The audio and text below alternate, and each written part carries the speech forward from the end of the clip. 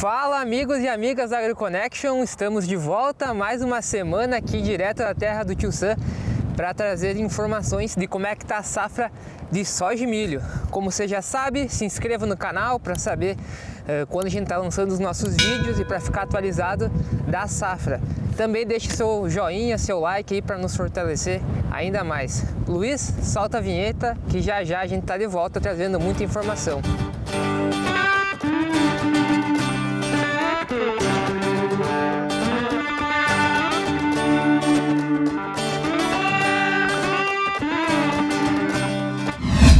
Estamos de volta e vamos falar do que interessa, que é o relatório do USDA que foi lançado nessa segunda-feira, e também do clima. Começando então pelo milho, como a gente vinha trazendo, já o plantio está se aprontando, cerca de 97% já foi plantado, muito perto da média dos últimos 5 anos. E quando a gente olha para o milho emergido também, está dentro da média, cerca de 86% do milho já emergiu, com uma pequena diferença, né, entre os estados em razão da latitude. Quando é mais no norte é mais frio, então a emergência acaba demorar, e também pelo tempo de plantio, que você acaba plantando 1, 2, 3 semanas mais tarde no norte. Então, como a gente já trouxe na semana passada, as condições das culturas já estão sendo lançadas pelo USDA, mas ainda é começo de safra, né? Muito cedo para dizer se isso vai refletir lá na frente, né, na colheita. Mas de maneira geral, quando a gente olha, né, está dentro da média dos últimos 5 anos. Cerca de 55% está em condição boa e 12% em condição excelente. Então, indo agora para o clima, começando pelo mapa de seca, né, que foi lançado no dia 2 de junho, um pouco atrasado, né, e a gente consegue ver que as mesmas áreas que a gente vinha reportando que vinham sofrendo com estiagem, né, essa estiagem acumulada, não pela falta de chuva que está tendo agora, mas pelo acúmulo, né, de falta de chuva, são os mesmos, né. A gente consegue ver que o oeste do Kansas, o Nebraska e essa área no Midwest está crescendo um pouco. Mas é sempre importante relembrar que a parte do Nebraska ali, que a gente consegue ver que se encontra bem seco, tem bastante irrigação, né, então a irrigação acaba amenizando potenciais prejuízos que se possa ter no estado. Mas a gente consegue ver também que a parte sul da Dakota do Sul também está bem seca.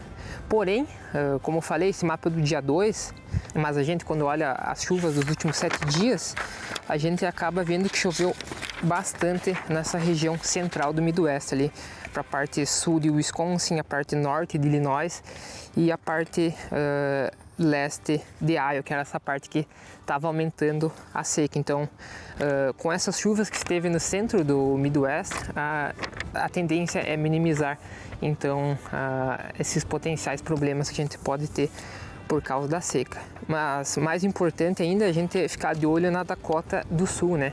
Como a gente consegue ver, acabou não chovendo muito, né? Nessa parte ali que tem a parte mais azulada e verde, né? Que a parte mais azulada é tipo uns 12, 13 milímetros de chuva que choveu nesses últimos 7 dias. E na parte esverdeada é cerca de 25 a 50 milímetros. E nessa parte mais avermelhada, que eu falei, que choveu muito na parte central ali do Midwest, são cerca de 150 milímetros, né, acumulado. E além dessas chuvas que choveu nesses últimos 7 dias, a gente consegue ver que para os próximos 7 dias vai chover muito ainda na parte sul central de Illinois, ali incluindo o estado de Missouri, Illinois, o oeste e sul de Iowa e também Indiana, né? Nessa parte mais avermelhada, a gente consegue ver que vai chover cerca de 100 milímetros, na parte arroxeada 50 e na parte azulada 25. Então, do clima seria isso. E agora a gente vai dar uma volta aí com a Marina e com o Rubens para ver a lavoura e também ouvir um pouco de Wisconsin, né? Esse ano a gente não tem um estudante reportando como está a safra em Wisconsin, então vamos ouvir um pouco sobre o Wisconsin com a Marina. Fala pessoal, aqui quem tá falando é o Rubens. Vou aqui passar um pouquinho de informações a vocês a respeito da colheita do trigo. Tá eu aqui, eu e o Luiz, na colheita. O Luiz tá lá mais na frente com a máquina, a colhedora de plot. Aqui é um experimento em conjunto com a universidade e um fazendeiro da região de Elkville, no sul de Illinois. E a gente está aqui no dia 10 de de junho, iniciando aí a colheita dos nossos experimentos 10 dias antes do ano passado, 10 dias mais cedo. Interessante para o que a gente espera, porque os produtores esperam também, questão de precocidade, né? Porque após a colheita, como vocês já viram também, o produtor já colheu a área dele. Após a colheita vai ser feito o plantio da soja. Então é bem interessante a gente estar criando variedades aí que sejam mais precoces para que possa incrementar em produtividade aí na soja. Aqui é uma região bem bonita. Estamos com essa lavoura de trigo aqui sendo colhida, que vai vir a soja. Ali do lado tem uma lavoura de milho muito bem desenvolvida. E o milho agora com essas temperaturas, esses dias longos, e após que tem todo o manejo aí de nitrogênio e controle de pragas, daninhas, ele dá um pulo absurdo. Tá chegando ali perto para estar mostrando para vocês. Aí pessoal, tô aqui no meio da lavoura de milho. Uma lavoura que vocês podem ver aí tá bem bonita. E é bem um padrão aqui da região.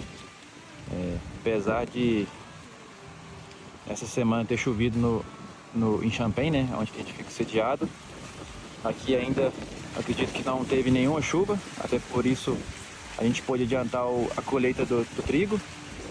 Então em algumas áreas que a gente passou na beirada da estrada, a gente viu um pouco de planta sofrendo com déficit hídrico, mas essa lavoura não é o caso. Provavelmente a gente vai ter chuvas também para cá no final da semana, então vai ajudar a continuar colaborando aí com o desenvolvimento do milho. E aqui a gente está numa lavoura muito bonita, muito vigorosa. Um ponto importante a salientar, né, é a uniformidade das plantas. Plantas aí com alto vigor, plantas com uma boa área foliar, aproveitando aí toda essa luminosidade especial que tem aqui, né? Especial porque a gente está falando aí de 15 horas luz, 16 horas luz por dia, isso é muita coisa. As temperaturas também ajudando. E outra coisa importante salientar que é a qualidade do plantio, né? A plantabilidade, muito interessante. A gente vê poucas falhas, a gente vê muita, parecendo que foi plantado mão. E isso ajuda bastante, né, a não ter competição. Ajuda bastante cada planta se desenvolver em seu espaço. Um stand final também muito interessante. A gente pode ver também que está sendo uma lavoura muito bem conduzida no limpo, e sem nenhuma doença foliar até o momento, sem nenhuma praga. É uma lavoura aí para continuar aumentando a média dos Estados Unidos em questão de milho, né? Aproveitando todas essas características climáticas e também de tecnologia, muito importante. Um show de lavoura, e a gente tem visto isso, umas lavouras bem bonitas. Nesse caso aqui é uma das mais adiantadas aqui no sul. A gente mais pro centro ou pro norte a gente vê as lavouras um pouco mais atrasadas, né, em questão de tempo, né? Essa aqui já tá chegando aí no V10, que já tá já espigando, mas fica aí esse take aí, um show de lavoura. Boa tarde, pessoal. Me chamo Marina, sou estudante de doutorado aqui no grupo de fertilidade do solo, juntamente com o Marcos. E tô aqui essa semana para falar sobre o estado de Wisconsin. Pode parecer um pouco estranho, a gente está aqui em Illinois e eu vou falar sobre Wisconsin, mas acontece que foi o lugar que a gente passou a maior parte do tempo essa semana. A gente saiu na segunda e voltou na sexta. E o nosso objetivo por lá foi coletar algumas análises de solo, que o nosso professor tem experimento ainda por lá. Então a gente fez esse esforço coletivo aí para coletar esse solo de oeste para leste no estado de Illinois. E no meio desse caminho a gente acabou que viu informações muito interessantes, principalmente relativos à diversidade dos solos de Wisconsin, e que eu vou trazer um pouco para vocês aqui hoje. Então vou começar pedindo para o Luiz colocar esse mapa das principais ordens dos solos do estado de Wisconsin. e conforme eu for falando das localidades, eu vou traduzindo essas ordens do sistema de classificação americano para o sistema de classificação brasileiro de solos. Então a gente começou nessa região do ponto 1, que é dominada pelos alfisolos. Esses podem ser traduzidos como os argissolos no Brasil, então é um horizonte com grande acúmulo de argila, né, principalmente ali no horizonte B, e porque por causa disso dificulta um pouco a infiltração de água e de nutrientes.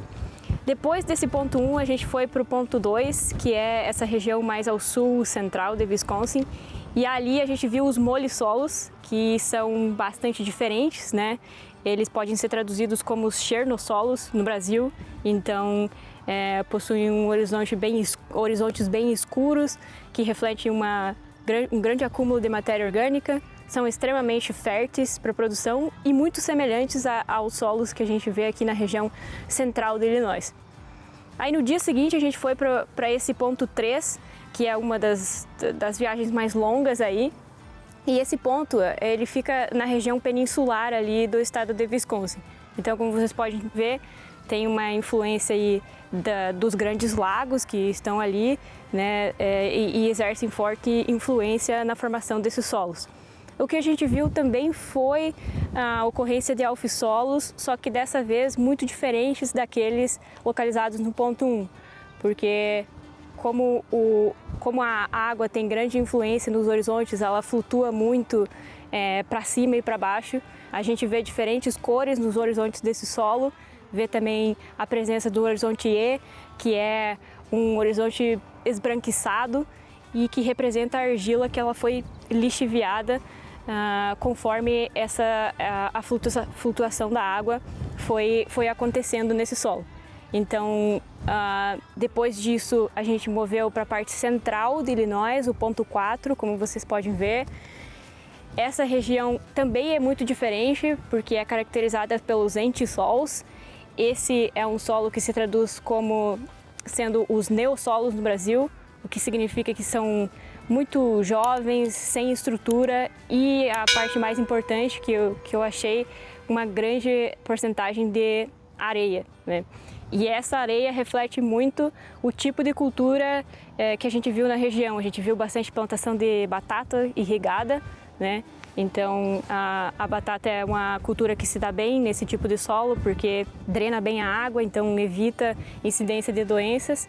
E a irrigação, pelo mesmo motivo, a água é bastante drenada, então a água precisa ser suprida, né, pela demanda da cultura. Então seria isso que a gente achou muito interessante, foi essa diversidade nesses 4 pontos aí que a gente passou dentro do estado de Wisconsin. Essa diversidade reflete muito como os solos foram formados, né, através dos anos e também como eles são utilizados atualmente pela agricultura nesse estado. E agora vamos dar um giro aí pelos próximos estados do Midwest para ver como é que está a safra em cada um deles. Olá pessoal, estamos de volta, trago aqui para vocês as atualizações do estado de Indiana. Como já previsto, tivemos uma semana com uma forte onda de calor e para os próximos dias continua uma previsão de dias bem quentes aqui. Chegaremos à casa dos 31 graus Celsius, com mínimas de 14 graus Celsius. Devido a algumas áreas de instabilidade, principalmente os nossos produtores mais ao sul do estado estão sofrendo um pouco com fortes chuvas também. Desde ontem foi um dia muito chuvoso aqui. Para os próximos dias temos previsão de que tem um acumulado de até 65 milímetros de chuva aqui na nossa região. O progresso aqui das nossas culturas, nós temos o milho hoje com 94% das áreas plantadas, sendo que 80% dessas áreas já emergiram. E para a soja, como eu falo aqui para vocês dentro de uma lavoura de soja, vocês podem acompanhar aí também que nós já temos 93% das áreas de soja plantadas, com 76% dessas áreas emergidas. Começou-se então também a colheita do trigo de inverno, quando o indicador nacional nosso é de que 11% das áreas de trigo já estão colhidas. Aqui em Indiana nós estamos apenas começando, estamos com 4% das áreas de trigo de inverno colhido. Como aqui nós não fomos tão afetados por seca, a qualidade desse trigo ele está de aproximadamente 70% classificado como bom ou excelente.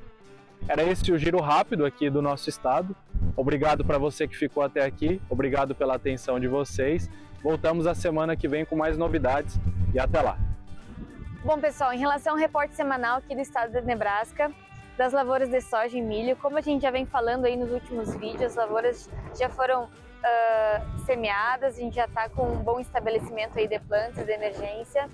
Tanto as lavouras de soja e milho estão, a maioria, em condições boas. A maioria das lavouras não estão em condições excelentes, conforme o reporte do USDA. Acredito que em virtude de algumas chuvas intensas que aconteceu nas últimas semanas, que houve granizo, tanto em lavoura de soja e milho, que acabou aí prejudicando um pouco a qualidade aí das lavouras, teve um pouco de perda de área foliar. Vou tentar colocar algumas fotos aí para vocês, de umas lavouras aqui do oeste do estado. Bom, essa semana então as lavouras de milho estão basicamente no estágio V6, V5, como vocês podem ver. Essa lavoura foi semeada no dia 20 de abril. Aqui na parte oeste de Nebraska, como vocês podem ver.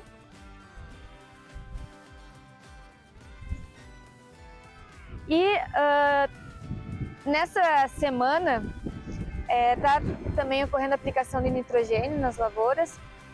Nessa área aqui eu apliquei nitrogênio dia 10 de junho, mais ou menos em V5, 5 folhas expandidas. Também produtores aí da região leste vem reportando que estão aplicando aí nitrogênio nas lavouras de milho. Bom, em relação à soja, essa lavoura também foi plantada no final de abril. Ela está no estágio de V5, mais ou menos, V4.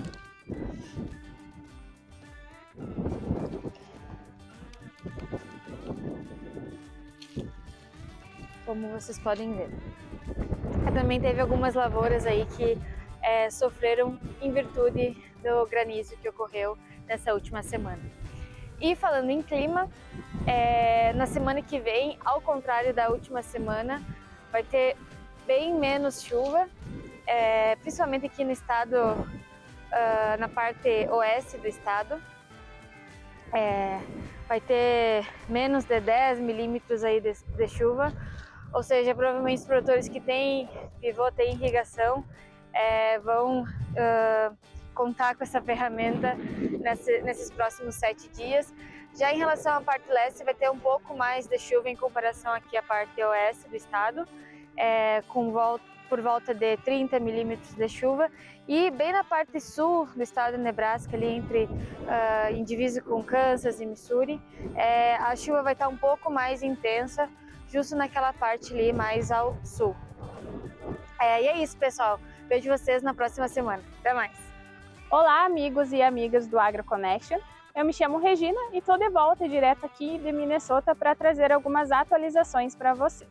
Então, quanto ao plantio de soja e milho, ainda não está 100% concluído, mas falta apenas ali 1 e 2% para o plantio encerrar por aqui. E as lavouras, então, de soja e milho, elas, em sua maioria, estão em boas condições aqui no estado. A gente está tendo dias quentes e também chuvas ocorrendo de forma bem regular por aqui. Então, podemos dizer que o início de safra está sendo muito bom para os produtores aqui de Minnesota. E como foi pedido num comentário no último vídeo, eu vou falar um pouquinho sobre as pragas de milho, focando mais nos problemas aqui de Minnesota. Então, as pragas de milho elas podem ser divididas entre pragas que atacam as raízes e pragas que atacam a parte aérea da planta de milho. E dentro das pragas, então, que atacam as raízes, o maior problema aqui em Minnesota são as diabróticas. Existem 2 espécies aqui em Minnesota que não ocorrem no Brasil. E essas pragas, então, elas passam o inverno na forma de ovos no solo. E quando as temperaturas aumentam, as larvas eclodem e começam a se alimentar das raízes das plantas de milho. Esse ataque ele reduz a capacidade de absorção de nutrientes e água e pode também levar ao acamamento, que resulta então em perda significativa de produtividade. E tem estudos, então, realizados por algumas universidades aqui no país, que mostram que mesmo níveis moderados de alimentação dessas pragas podem causar perdas de produtividade média de 15%, podendo chegar até 45% ou mais. O monitoramento dessas pragas ele é realizado com a utilização de armadilhas adesivas amarelas, que capturam os adultos então durante todo o verão. E baseado então nos níveis observados em 2025, a expectativa é de uma grande pressão dessa praga em quase todo o meio oeste aqui dos Estados Unidos. Para Minnesota, a pressão não é tão alta como em alguns outros estados, mas se a gente comparar, a pressão, o risco, a previsão que tinha para o ano de 2025 com a previsão que tem para esse ano, a gente pode ver que o potencial ele é bem maior. Em relação ao manejo dessas pragas, as principais estratégias aqui nos Estados Unidos são a utilização então da rotação de cultura e a utilização de milho BT. Em relação às pragas da parte aérea, a gente tem duas velhas conhecidas aí no Brasil, que são a lagarta da espiga, Helicoverpa zea, e a lagarta do cartucho, a Spodoptera frugiperda. Essas mariposas, então, elas migram anualmente do sul dos Estados Unidos para o meio oeste, e o dano, então, das lagartas, elas comprometem o potencial produtivo das lavouras. Outra praga importante é a broca europeia do milho, que não ocorre no Brasil, e diferente, então, das espécies migratórias que eu mencionei anteriormente, essa praga ela é capaz de sobreviver ao inverno na forma de larva. O dano dessa praga ocorre porque a broca ela perfura o como das plantas, enfraquecendo então a estrutura e aumentando o risco de quebra e acamamento. O monitoramento dessas pragas ele é realizado com o uso de armadilhas luminosas e armadilhas com feromônio, que permitem acompanhar o voo dos adultos e também prever a postura dos ovos no campo. E assim como o diabrótica, o uso de milho BT ele continua sendo uma das principais ferramentas para o controle dessas pragas aqui no país e aqui em Minnesota. E seria isso para essa semana. A gente vai seguir aqui acompanhando a safra em Minnesota para trazer mais atualizações para vocês na próxima semana. Até lá! Maravilha, pessoal! As informações que a gente tinha para essa semana sobre a safra americana seriam essas, e na semana que vem a gente está de volta com muito mais informações de qualidade aí sobre soja e milho aqui no Cinturão do Milho. Stay tuned!